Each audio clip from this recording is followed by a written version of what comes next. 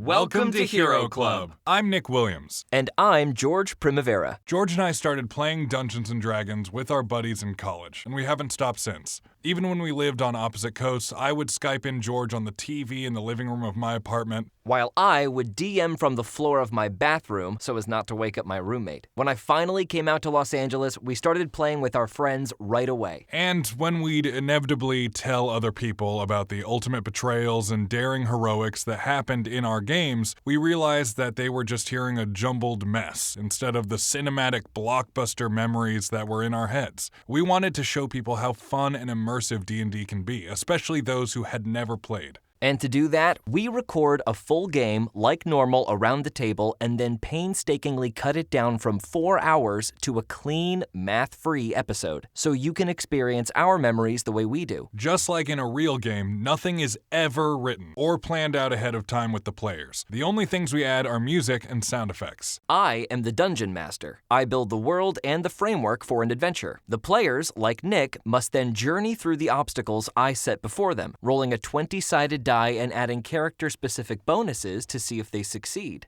If they beat the number I have in my head, then their action is successful. If not, it is a failure, and there may be consequences. We try to follow the rules of Dungeons & Dragons 5th edition as close as we can, but as the Dungeon Master, what I say goes, and there are some things I like to do differently. Each season is its own contained story, so find one that sounds interesting to you and start from the top.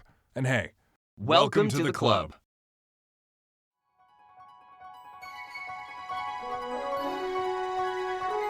This week on the podcast, our guest is Clay Westman. Clay, anything you want to say to the people? Yeah, get vaccinated if you haven't already. Keep listening to podcasts. You can check me out on Instagram at IndieClaySadBoy, which is a name that you, George, came up with. Thank you for that. And now, Hero Club presents The City of Mirrors, Volume 5, Kursk.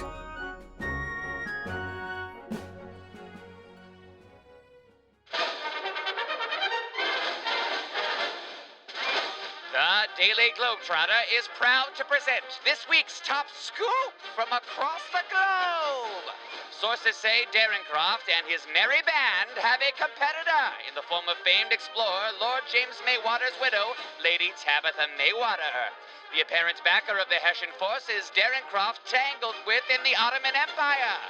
After escaping by the skin of their teeth, the explorers set a course for Moscow in hopes of finding a spare to the artifact relieved from them by the lady herself. Will Daringcroft's crew beat Maywater to the finish line, or will they trip on one of the many hurdles ahead of them? Either way, the Daily Globetrotter will be there, so stay tuned. This week's top scoop is brought to you by McCollum's Chew. Do you chew tobacco? McCollum's. Now, back to the program. The entire crew gathers round in the cockpit. Bones and Nickelback in the pilot's chairs, Theobald, Jade, and Vanya gathered around in hunched positions within the glass dome. Spiderweb cracks have formed around the impact points of the Hessian bullets, but there is still an acceptably clear view ahead, thanks to the strength of the tempered glass. Bleeding profusely from several wounds, Bones sits bodily in his pilot's chair, taking repeated slugs of booze directly from a bottle of rye. The most prominent wounds on his body are the bullet hole from Helmut Wolf in his leg and the large knife wound in his back where Jade stabbed him by accident. Damn. While Vanya dresses the knife wound in Bones' back, Jade, using her metallic thieves' tools, is attempting to retrieve the bullet from Bones' leg. Vanya, make a medicine check. 12. Vanya's stitches are a little bit sloppy, but eventually, blood stops seeping out of the knife wound. Jade, make a sleight of hand check. 28. All right, steady now.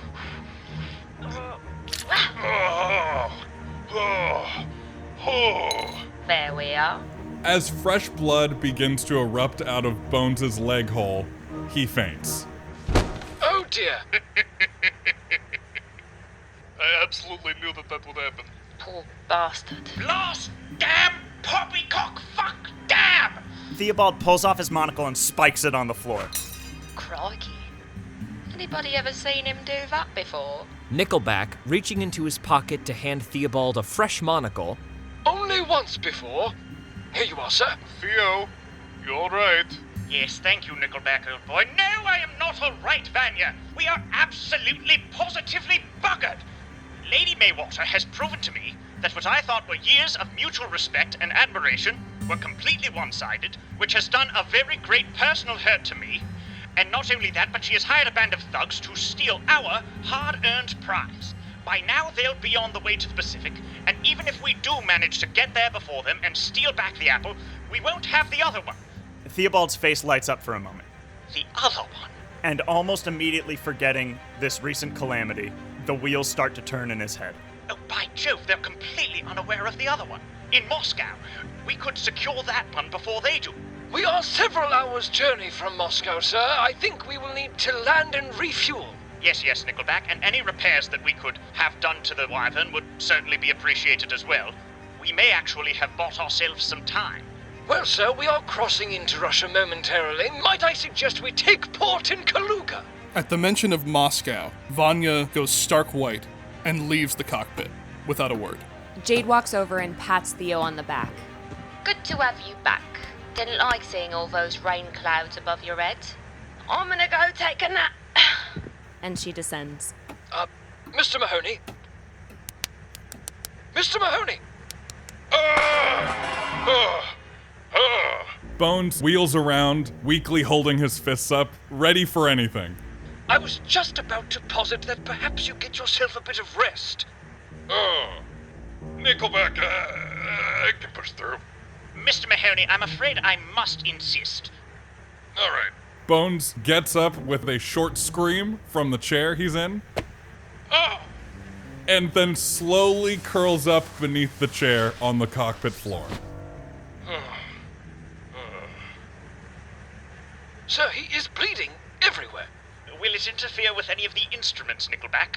No, I don't believe so, but... Well, I suppose we can just mop it up later then. Best not to disturb him. Very well, sir. I shall fly slow and steady and let you know when we are descending to Kaluga. Theobald descends to the common area. The party goes about taking a short rest. Bones has a fitful sleep full of nightmares where wolves wearing helmets stab him repeatedly. After his short rest, Bones recovers 52 points of health, bringing him up to 53 points of health. Jade is curled up in her sleep pod in an almost cat-like position, absolutely zonked. Vanya has retreated to the cargo hold. He is sitting alone in the dark. He's ricocheting a rock against the floor, up to the wall, and back to his hand, over and over, like a ball. After his short rest, Vanya regains 12 hit points, bringing him up to 75 points of health. Theobald heads down to the cargo hold and, having lost almost all of his equipment to the Hessians, preps a new kit, as well as a heavy wool coat for the cold weather in Russia. While he's down there, he sees Vanya playing his game of rock handball and heads over to check on him. Say, Vanya, old bean, I know there may be some psychological and emotional baggage in returning to the motherland, and I just want to make sure we'll all be able to remain calm. Yes, I am as calm as ever. Just so tranquil and focused. I am like a little rabbit dancing in the snow. Well, I want you to know I appreciate you greatly. Cheerio! Theobald heads back up to the common area. Once there, Theobald heads over to the parked Lucille, where the monkey statue is sitting on top of the cockpit, right where he left it. He takes it down and examines it. Theobald, make a wisdom save. 8. Examining it more closely, you can see that this statue of a monkey, seemingly sitting on a log with a human skull underneath its left palm, is constructed of an ivory of sorts. Not quite stone, not quite wood. And as you stare into the bright gems that fill its eye sockets, you feel like you might hear the distant sound of drum beats. But soon, Theobald instinctually shakes himself from his reverie, and the supernatural, perhaps imagined effect dissipates. May want to see what the others make of that. Theobald finds some empty shelf space in the common area and places the monkey there. Moving up to Bones, semi-conscious on the cockpit floor. Bones, make a wisdom save. 7. Bones, during your feverish nightmares of wolves repeatedly stabbing you in the abdomen, suddenly, everything becomes tranquil and calm within your dream. You find yourself amidst beautiful plains, and looming above you, at least 40 feet tall, is an enormous monkey statue constructed of ivory with gems in the eyes and a massive human skull under its left palm. It's you! That piece of trash that nice lady gave me. And the monkey's enormous head looks down at Bones.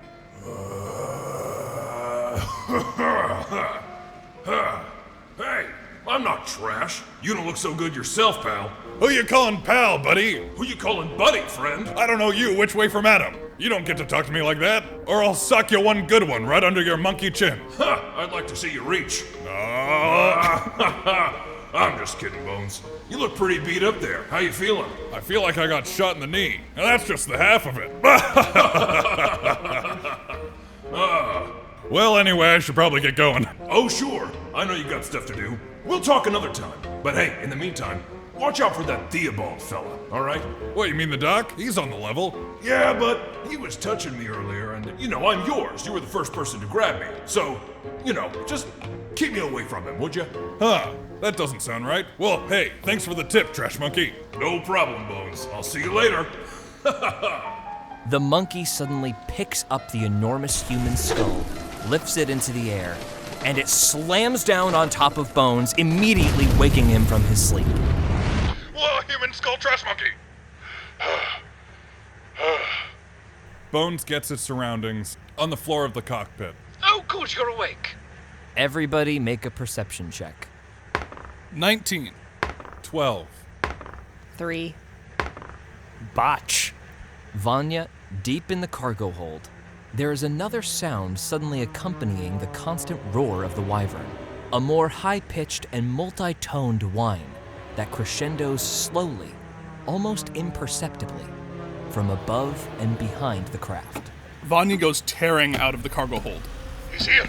He's here! Above us! Behind us! Above us! Behind us! Above us! Behind us! Above us! Behind us! He's here! He's here! I can sense him! Steady, man, steady. Pull yourself together. Who's here? Vanya goes sprinting up to the gunner seat.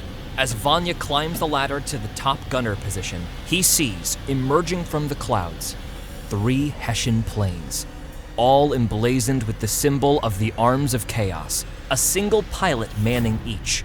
And as they draw closer, it becomes apparent that these small fighter planes are outfitted with forward-facing Gatling guns. Vanya, what do you see? I was right, but I was also wrong. Hessians! Hessian planes! They're coming! I count 3. Theobald's head whips to Bones. Say Bones, old boy. I'm way ahead of you. Bones dives out of the cockpit, running towards Lucille. Theobald runs to meet him. Vanya, come help us prepare Lucille. Bones rummages into his bunk, grabs his flight cap and goggles, and slaps them on his head. Theobald starts undoing straps. Vanya makes his way down. As Bones pulls down his second leather glove, he points at Vanya. You think you could throw some of those bombs from the back of this? Bones Fonzie punches Lucille, and a second seat is revealed. Yes, this is very good. I'm abysmal with stationary guns. I need to feel free with my movement. Speaking of stationary guns, Miss Pickitt, how do you fancy keeping them off our tail while we help Bones prepare? I'll see what I can do. And Jade quickly scurries up to the top gunner position. And sees all 3 Hessian planes angling downward towards the wyvern.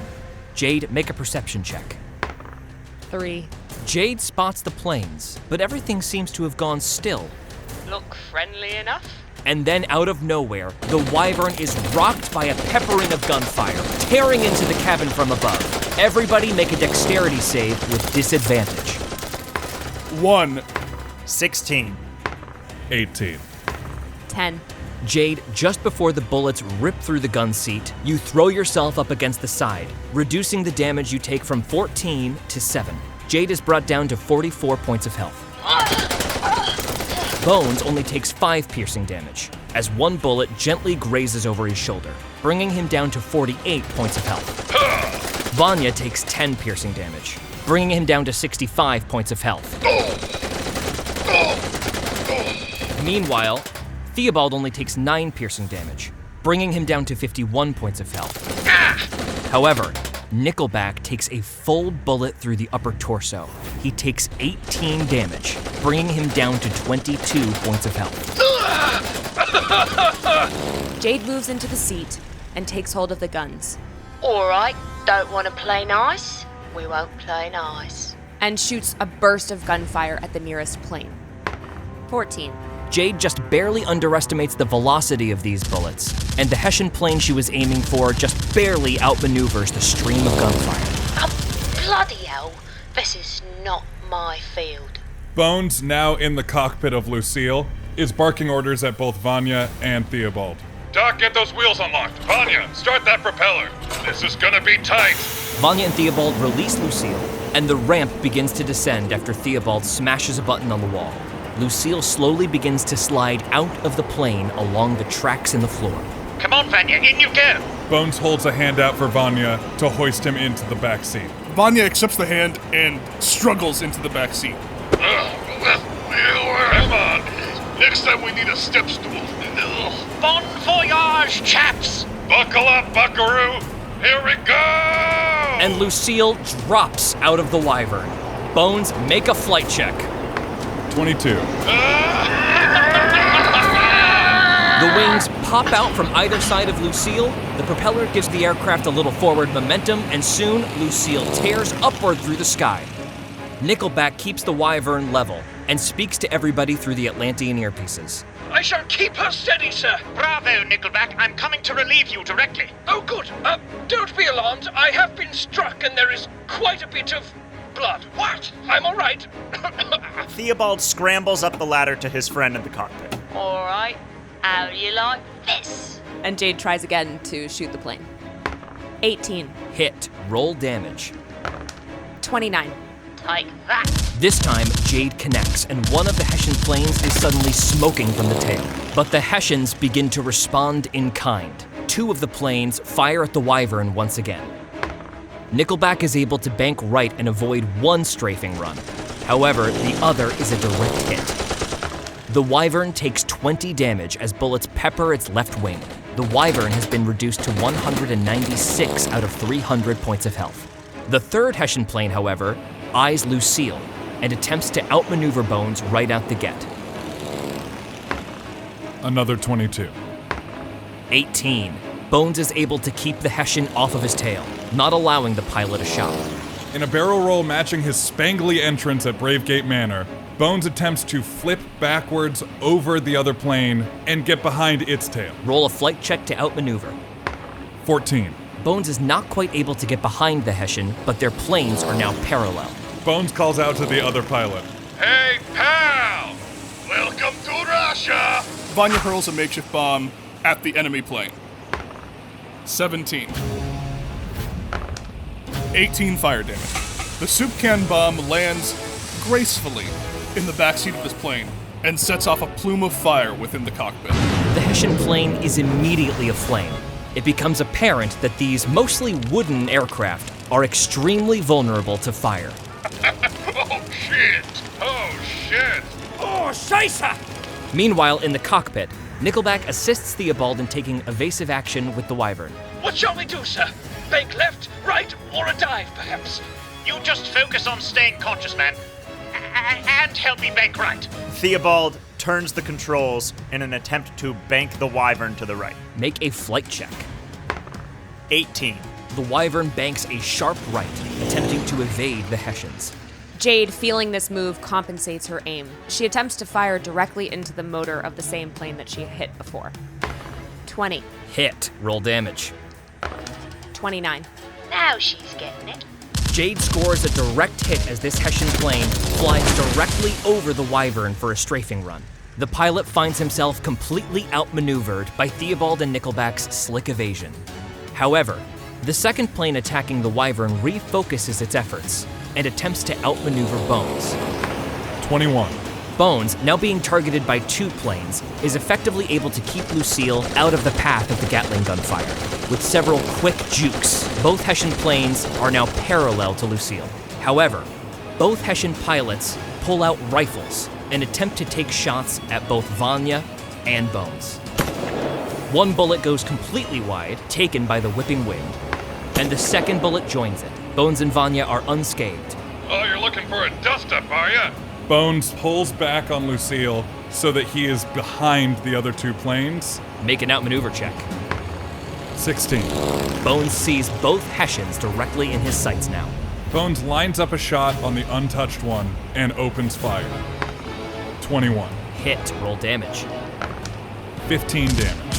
The plane takes a smattering of gunfire, but still appears relatively intact. Vanya produces yet another makeshift grenade and throws it at the already on-fire plane. 22. Hit, roll damage. 8 fire damage. Which is doubled to 16. The grenade goes soaring through the air and explodes right above the tail, raining fire down upon the pilot. I'm happy we did this! Theobald shouts into his Atlantean earpiece. Miss Pickitt, be ready! I'm going to try to give you a window. Nickelback, climb. Theobald pulls up on the controls and brings the Wyvern higher, hoping to line Jade up with one of their pursuers. Roll a flight check. 14. Nickelback and Theobald pull up hard on the Wyvern, but the sluggish aircraft makes very slow upward progress. Roger that, Gov. Jade attempts to hit the same plane yet again. 17. Hit. Roll damage. 38. Describe it. Jade watches from above as this last rain of fire sends this plane into a spiral of smoking madness. The first bullet hits the pilot square in the head, so the plane's already down, but she doesn't stop there. By the time the plane starts to descend, it looks like a colander. Here we go!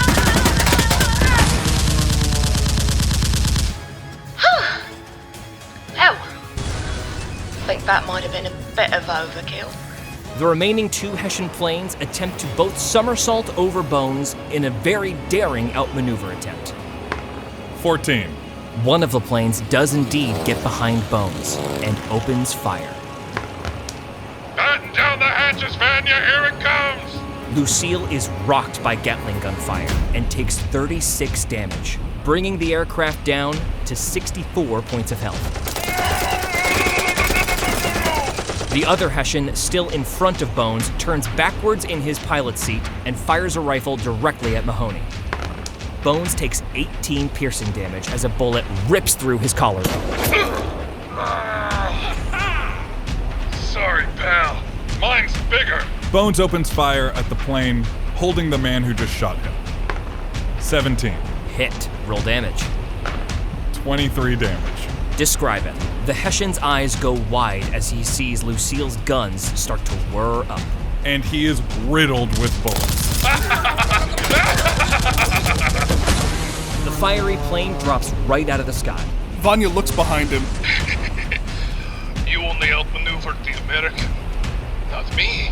Pulls out a grenade and just lets it fly behind him. 17. Hit. Roll damage. 16 points of fire damage. Doubled to 32. The entire left wing of the Hessian aircraft blows off and catches on fire, and the pursuing plane begins to wobble. Cutting to Theobald in the pilot seat. Nickelback, old boy, I'm quite ready for this to be done with.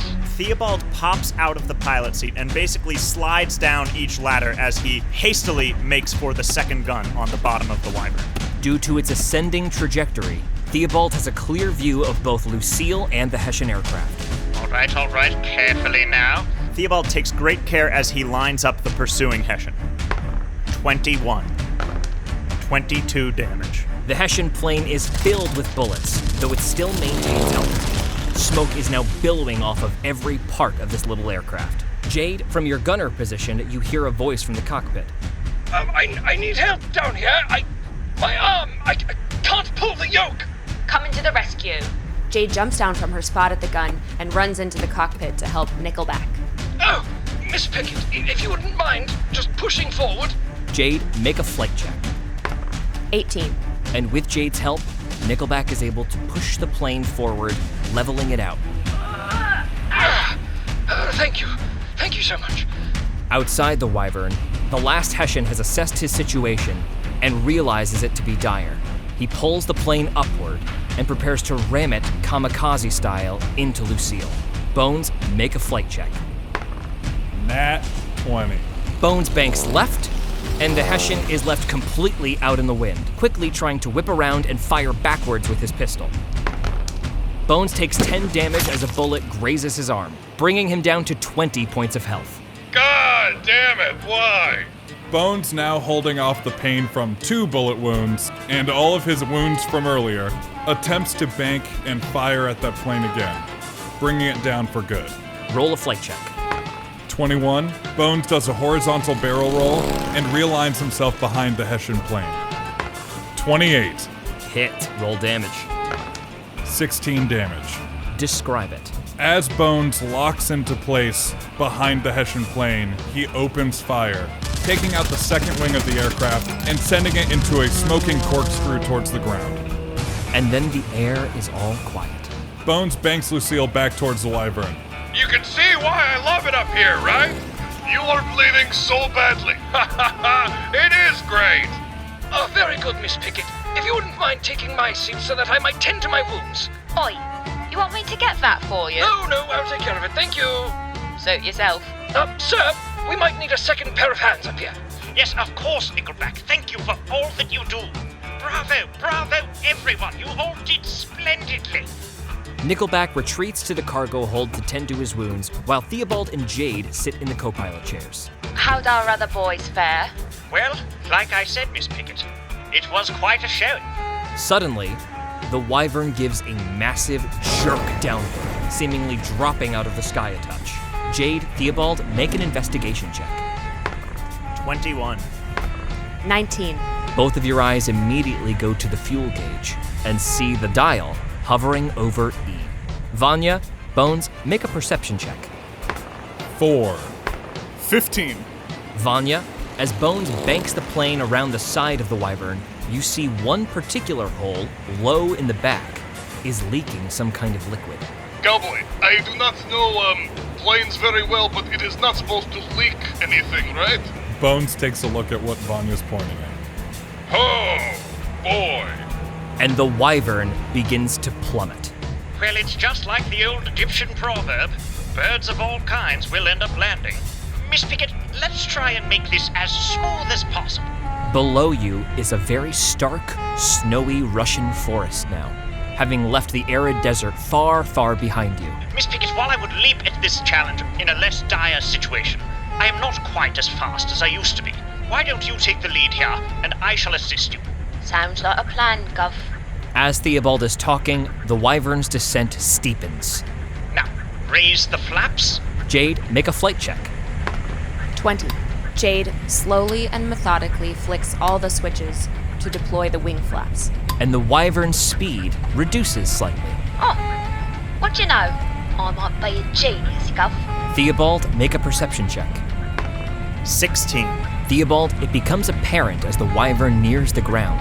There is almost no flat surface on which to land. This is going to be bumpy, whether you like it or not. This is going to take every trick we know, and probably a few we don't. Now, if you don't mind, Miss Pickitt, let's pull up so as to level the old girl out. Jade, make a flight check with advantage. 15. Jade pulls up, and the Wyvern flattens out, but then the Wyvern creeps upward a bit. And after the speed has been reduced, the Wyvern stalls in the air, and the Wyvern begins to descend faster, tail first. Too far! Right. Make another flight check, Jade. 18. The Wyvern begins to fall even faster. Damn! What is happening? Everything in the cabin has begun to float as the Wyvern enters terminal velocity, plummeting towards the ground. Bones comes in over the Atlantean earpieces. Lean into the dive and try to pull up again. Right here. Jade, make a flight check with advantage. 24. Jade quickly rights the plane, bringing the Wyvern into a much more controlled dive. Nickelback has begun to scream in the cargo hold. Oh, I'm floating! Why am I floating? Now bring her in for a nice, cushy landing. Make one more flight check with advantage. 16. That's it, slower, Jade! And the Wyvern slams down onto the snow, jumps up like a skipping stone, and then impacts with a fiery blast into a snowbank as one wing is completely rended from the main body of the aircraft.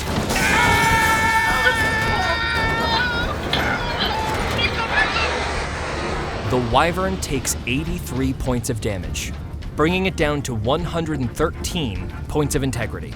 Jade, Theobald, make a Constitution save. 14. 21.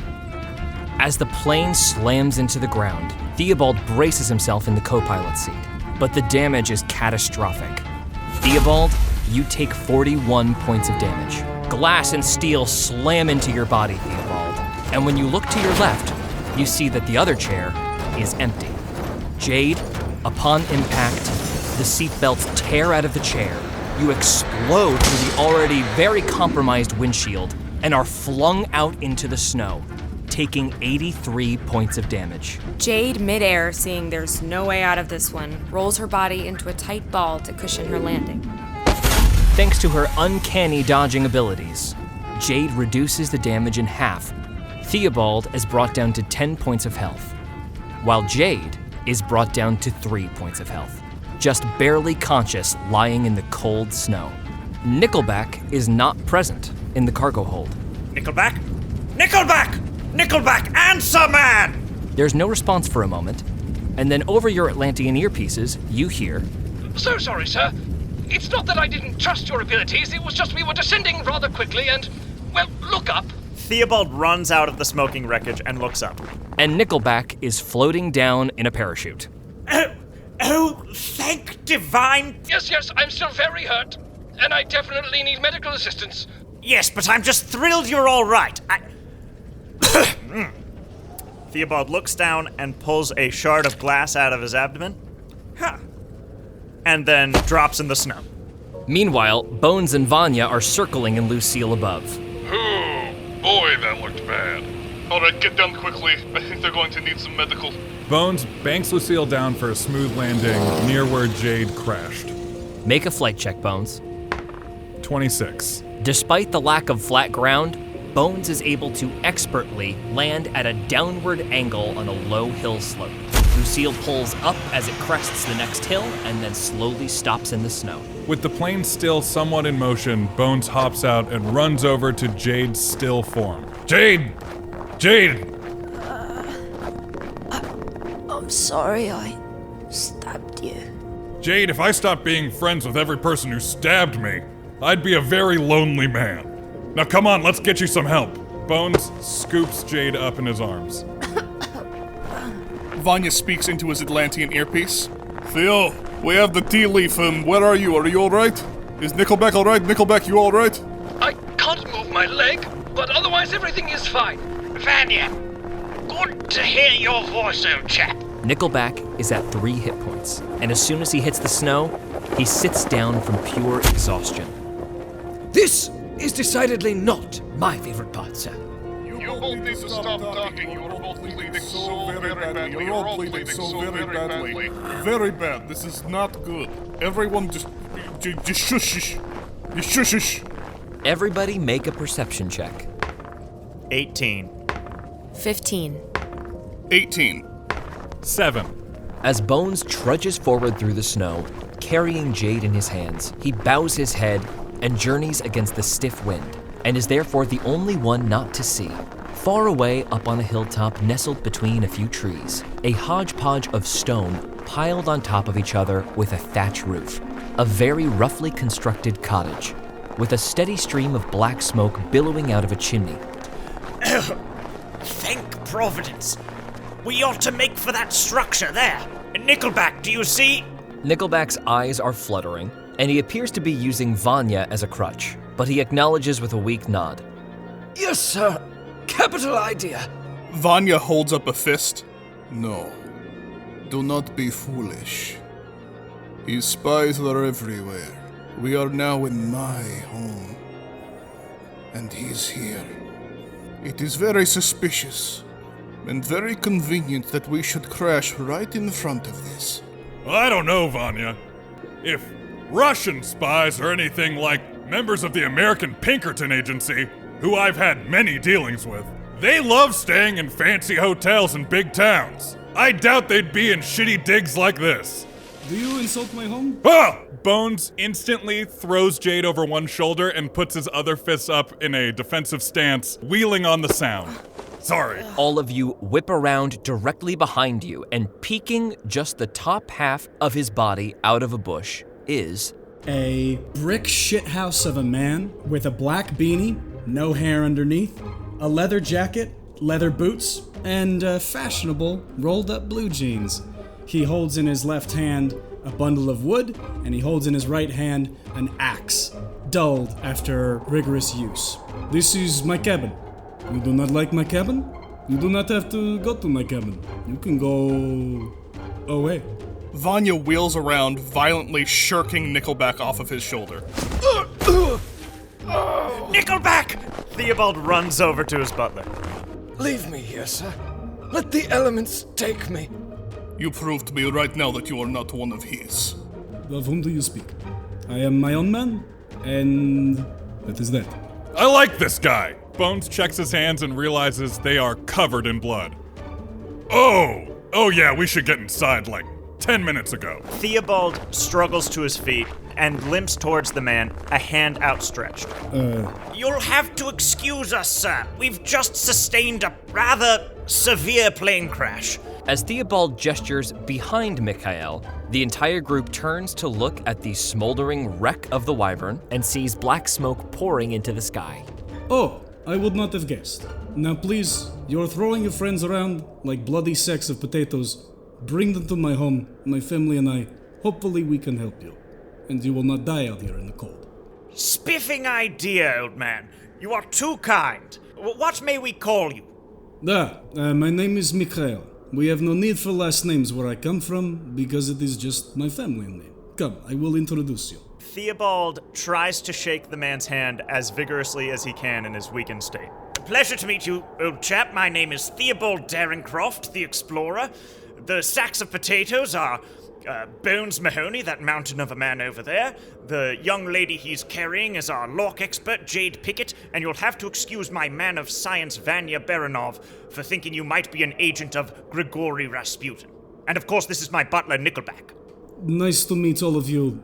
Again, please, introductions can wait. I cannot notice you're making so much snow bright red with blood. Please come home, not die on my front lawn. The pleasure is all ours. Lead the way. The group trudges up the hill towards the small cabin.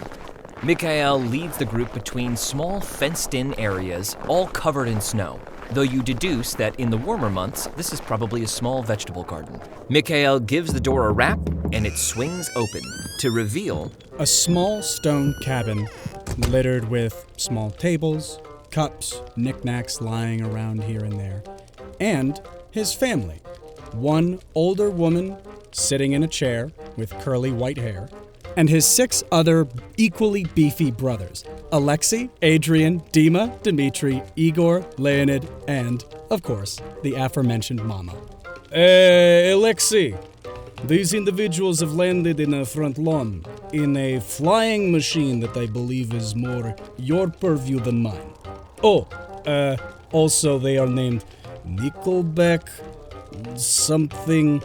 The introductions were very brief. I did not want them to bleed out. Oh, by the way, they're bleeding out. Bones, his beefy frame equally testing the confines of the room, shifts around looking for a place to lay down the bleeding out Jade. I've got a bleeding lady here. Oh, yes, that will be my specialty. Hello, I am Dmitri. I specialize in hospitality. We have a wonderful carpet right over here. You can lay her down. There's plenty of blood on it already. It's totally mundane, not an issue. This is just our blood carpet. Please, lay down. That sounds on the level. Bones gently lays Jade down on the bloody carpet. You immediately smell the stink of various hunted animals past. I am so sorry. That to me? No, it's not an issue at all. I think he was talking to me, Gov. Oh, I love your accent. Where are you from? You sound so exotic. I'm from London. Now, would you kindly have a look at this gaping hole in me middle? Oh, yes, of course. Sorry, I am making conversations. First step in hospitality. But yes, let me tend to your wounds. Mama, can you bring me your suture kit? The old woman careens herself up off her chair allows her momentum to carry her over to a tiny tool chest, where she comes back over, muttering to herself unintelligibly. She delivers the medical supplies to Dimitri. Ah, thank you, Mama. Okay, I need you to lie back and imagine the most pleasant circumstance in the world, like not being here and not having a hole in your stomach, and I will continue to heal you. After about an hour, our party's wounds are bound and dressed. Just 5 minutes after that, the entire party is gathered, crammed in around the long table, as one of the brothers spoons slosh into round stone bowls. What a relieving poultice and a splendid stew. It causes one to recall Charlemagne. Herbs are the friend of the physician and the pride of cooks. Thank you all so much for your hospitality. Mikael leans forward and says, thank you. This is grandfather's gruel recipe. Vanya, who has been silent this entire time, speaks up. So, that, Grigory Rasputin sure is doing great things for our country, yes? Vanya, make a deception check with disadvantage, as your face contorts around these poisonous words.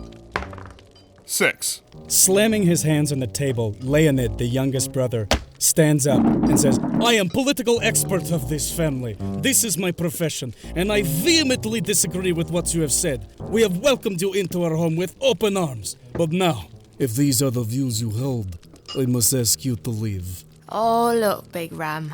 A kindred spirit. Now, might there be some more of this delicious whatever it is? I'm half starved. Aggressively more finds its way into Jade's bowl. Oh, good, thanks. Vanya stands up as aggressively as the stew was sloshed and brings Leonid in for a big hug. Oh, okay, careful of table. I was so scared. I was so scared that we were going to be completely poisoned. Okay, this is fine. We're all good here. We're all good. They don't like Rasputin. I don't know what I was thinking, but it's good to check. I was the smart one. You were all very naive, though. Yes, Vanya, thank you for making sure. Now, after meal is over, Adrian, would you care to make some of your famous coffee? He is an expert in brewing coffee. Wonderful cup, every time. Coffee? I haven't had coffee since Bravegate Manor. Brew it up, Adrian. I, Adrian, whose voice is indistinguishable from my other brothers, will now make coffee. There is no cream, no sugar, it is perfect black. We cut to an hour later, everybody having varying degrees of difficulty digesting the stew from earlier. As the sun begins to set in the overcast sky, causing the gray to dim more and more, one of Mikael's brothers starts a bonfire outside and brings a few wooden chairs to watch the colorless sunset. Ah, beautiful. From gray to a darker version of gray. And with a mug of coffee in each of their hands, Mikael goes about talking to the group, his first company, besides his family, in quite some time. So tell me, this plane of yours, I imagine it needs repairing, huh? Yes, the Wyvern. It's served as our home and our means of transport on this expedition. You see, we're searching for the City of Mirrors. But yes, the old girl's quite banged up. Oi, Gov, you're just telling everyone what we're doing. Not very inconspicuous. Yeah, lest we forget that mean British lady with the 2 giant cats and that milky-eyed German. No, it's fine. They are not with Rasputin. We've covered this. Yes, chaps, telling Lady Maywater was my mistake, but I believe an isolated incident. But what I'm trying to say, and I think what Jade is also trying to say, is that you just told a complete stranger about it again, which... No offense to you, my friend. You've been very generous, but I don't even know your last name. Niet, no offense taken. I am, at this point, a liability. That is what I was saying, yeah. Yeah, he gets it. Nonsense. I told a new friend about it. Which brings me back to our conversation. Mr. Mikael. Yes, it is true. Our aircraft has sustained quite a bit of damage. Do you know anyone who is good with machines, automobiles, and the like? Duh, my brother Alexei is expert in mechanics. I'm sure he could fix it up. You see, everyone in my family is expert in something. It is a really interesting family. Would you mind running that down for us and telling us what each of your brothers can do? Oh, duh. Well, I am oldest, but I will save myself for last. I do not like to harp on myself. Alexei here is an expert in mechanics. Adrian is an expert in brewing the perfect cup of coffee. Dima is an expert in, how you say, funk music? What is the, I do not know your nomenclature. Dmitri, expert in hospitality. Igor, excellent cook. And Leonid, as you've seen, is politically very proficient. And Mama is, of course, expert mother. I am... This is very embarrassing. I am... how do you say? An expert in wearing leather jackets and riding motorcycles. It is very not cool, I know, but it is my thing. Alexei, could you help us fix our aircraft? Money is no object. I'll happily pay. Yes. I can fix it for you. However, money is also no object for this family. We have everything because we have each other. If you want me to explain, you will have to pay me in improvised comedy. We are big fans of live improv show. There are only so many jokes out here in wilderness. Only so many times you can ask a tree-fallen forest and no one is around to hear it. Why Chicken Cross Road? Understand? Vanya stands up excited. Improvised comedy, thinking on your feet, yes? I have the exact thing. Vanya pulls out a soup can bomb, lights the wick, and throws it into Nickelback's hands. No! Oh! Is this one real? Is this the one? He panics, throws it into the snow 50 feet, and Nickelback dives under his chair holding his ears. Everyone, take cover! You do not have to. This is the comedy, yes it is. He falls for it every time. The real soup can bomb explodes in the snow 50 feet away. Vanya, make a performance check with advantage. 17. Starting with Mikael, the entire family begins clapping in unison. They rise to give a standing ovation as Alexei says, "That was easily funniest thing I have ever seen all day. Yes, I would be happy to repair your airplane." Excuse me, Alexei, or Dmitri, or Mikael? Da? Do you have any expertise in constructing aircraft? Well, yes. It looked like a big bolt with things stick outside. I take wood, I nail it together. No, not that. No? Sir, may I suggest that I stay behind with Mikael and guide the process of reconstructing the Wyvern? I was about to suggest the very same idea, Nickelback. As always, you are a man of great resourcefulness. So, how are we getting to Moscow? Oh yes, good question, Miss Pickitt. Gentlemen, where exactly are we in Russia?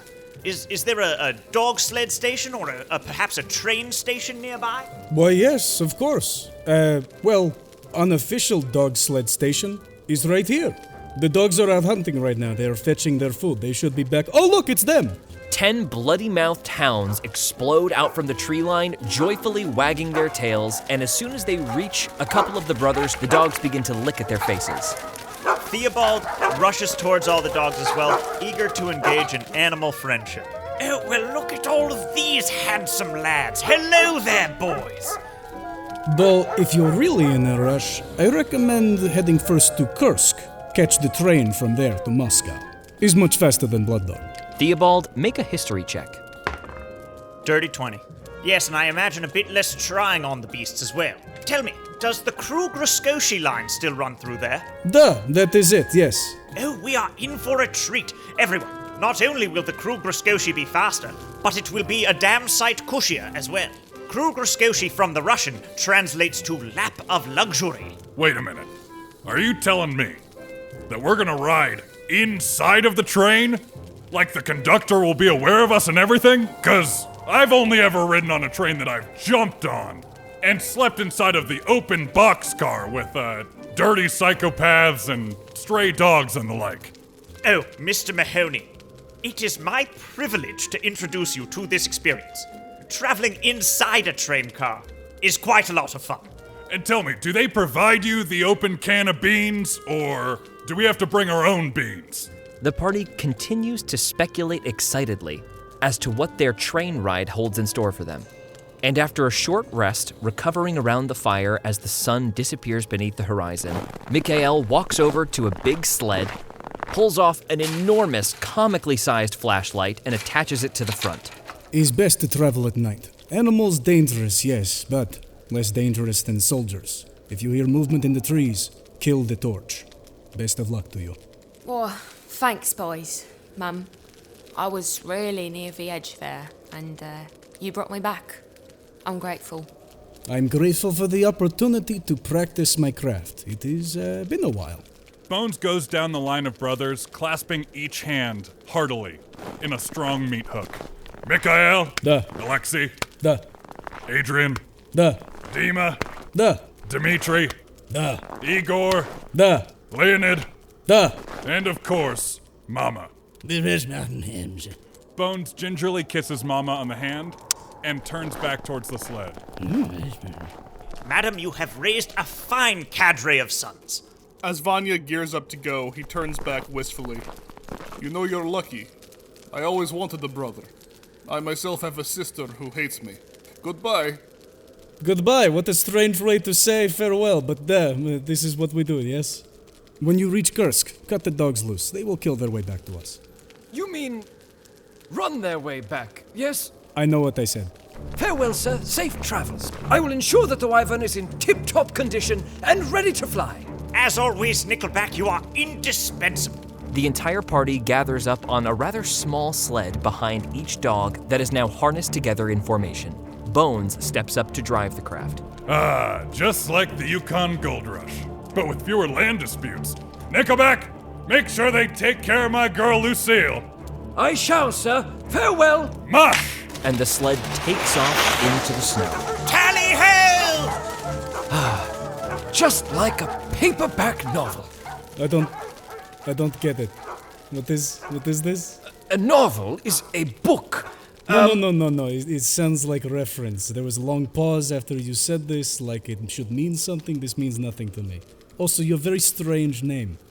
I cannot understand your accent, sir. Let us simply move to the plain and begin our reconstruction. Da. The dogs take off through the snow, and within an hour and a half, Kursk appears on the horizon. As the dogs approach the outskirts of the city, they slow, and the sled stops, allowing everyone to disembark. Following Mikael's instructions, the dogs are cut loose, and almost immediately, they begin to howl, barking loudly, and they tear back the way they came, with an apparent vocal bloodlust. What magnificent beasts!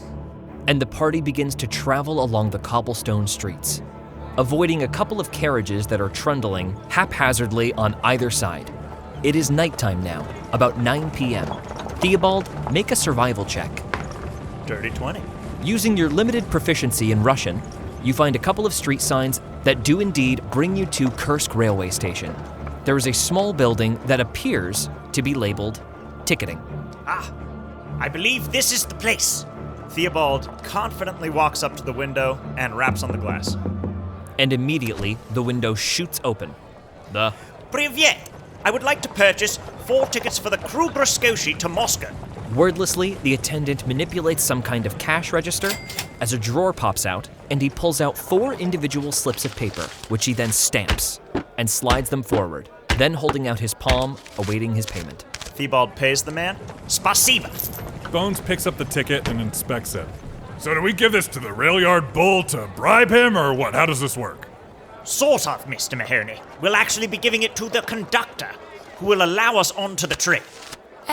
By the way, not that I'm much for pomp and circumstance, but I do seem to have rather large holes in me clothes, and I wouldn't mind wearing something that wasn't covered in glass. Miss Pickitt, that brings me to my very next point. If we are to travel in the style of the Russian nobility, we'll have to look the road. I shall spare no expense. I dare say this is my favorite part. Right this way, everyone! And Theobald dashes off towards the main street, in search of the fanciest tailor they can find. Theobald, roll a perception check. 10. Looking for clothes this way. Come, I will outfit all of you. Come this way. Perfect! I am looking for clothes for myself and my associates. Now wait just a minute, Gov. I'd know the likes of you anywhere. Don't matter which country you're in, they're all the same. We ain't going nowhere with you. Jade, roll an insight check. 12. This guy does indeed seem like he is trying to take advantage of your party. Thinks he can sell us a pretty piece for double. Not today. Well, Miss Pickitt, have you got a better idea? In general, Gov, when there's a grimy fellow such as this trying to lure you into some dark alley, want to stay away from those blokes. Rather go in somewhere with a nice door and a sign on it. Understand? A shop with a door? The height of luxury. Brick and mortar, love, is what it's all about. You mean like that one, Miss Pickitt? Theobald is gesturing to a door with a gold trim and a bright red fresh coat of paint. That's more like it. The owner of the fancy store allows the party inside, and unseen to the rest of the party, flashes a superior smile to the slightly less well-equipped store owner from across the street. They shake their fists at each other, and the door closes. And about an hour later, the party exits all dressed to the nines.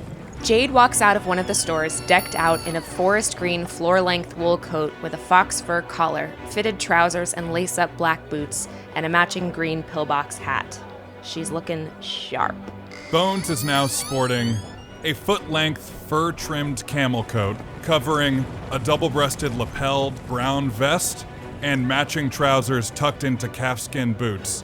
On his head he wears a long-haired beaver fur Homburg, cocked slightly to one side, and matching leather gloves to boot. Vanya, with a steely expression, walks out, wearing a traditional skin-tight white zappoon caftan with taffeta lining.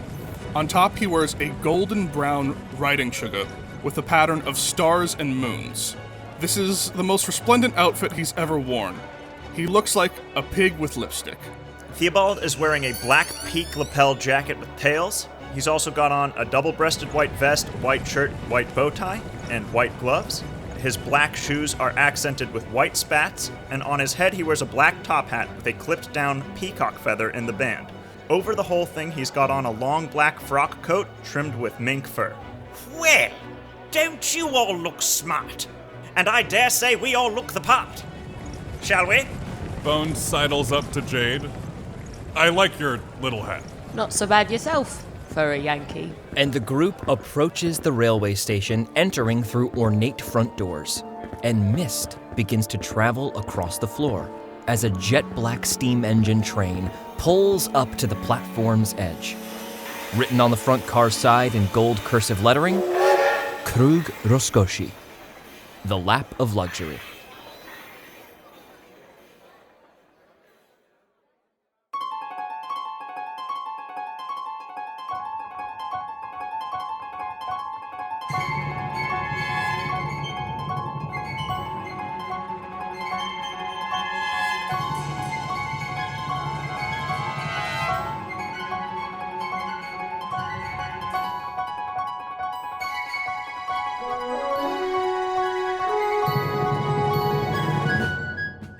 This has been a Hero Club production, produced by Nick Williams, George Primavera, and Jack Quaid, with associate producers Marty Abbe-Schneider and Dylan McCollum.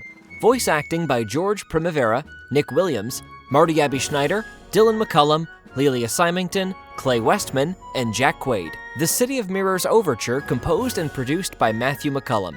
Special thanks to Kevin MacLeod, Ben Doyle, and Matthew McCollum for their amazing music, Magehand Press for their genius D&D 5th edition homebrew, Marty Abbe-Schneider for his incredible artwork, and Ali Catanese, our hero. Follow us on Instagram at Hero Club Podcast, on Twitter at Hero Club Pod, on Twitch at twitch.tv/hero_club, and check out our website, heroclubpodcast.com. Thanks for listening, and welcome to the club.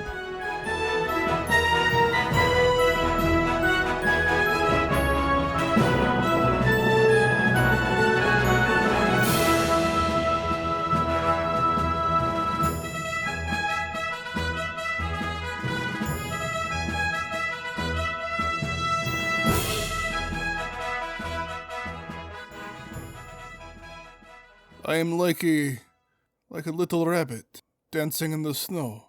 Well, I want you to know I appreciate you greatly. Cheerio! Theobald heads back up to the common area. No red flags there. Everything's fine. Nothing that Theobald's comfortable talking about.